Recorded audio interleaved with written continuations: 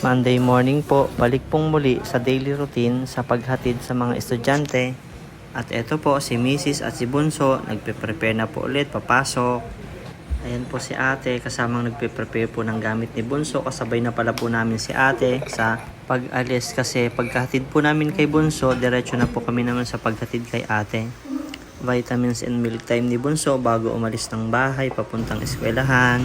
At eto po, ready na po ang lahat, paalis na po kami.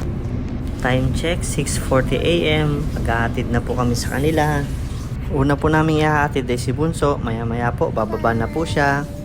At eto na po, bababa na po si Bunso. Bye-bye Bunso. Bye-bye.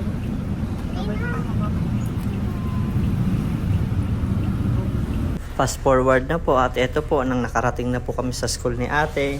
At dito na nga po namin sa drop off sa ibang entrance, hindi na po sa main entrance kasi po malilate na po siya.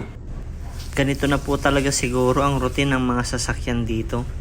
Ito na po ang pamalagian naming mga kasabay ng mga sasakyan sa sobrang dami po siguro ng estudyante dito. Katulad po ng dati, pauwi na po kami at dalawa na lang po kami ni Mrs. Empty na po ang nasa back namin, nasa second row. At ito naman po, nasunduan time na ito na po nang sinundo namin si Bunso. At ayan po, nagkukulitan pa po sila ni Mrs. Tinaguan niya pa po si mama niya. Night time. At ito naman po, si ate naman ang susunduin namin. Ito na po. Pagkasundo po namin kay ate, kompleto na po ulit kaming apat. At ito po ang daily routine namin. Ito lamang po ang ganap namin ngayong araw. Maraming salamat po sa panonood.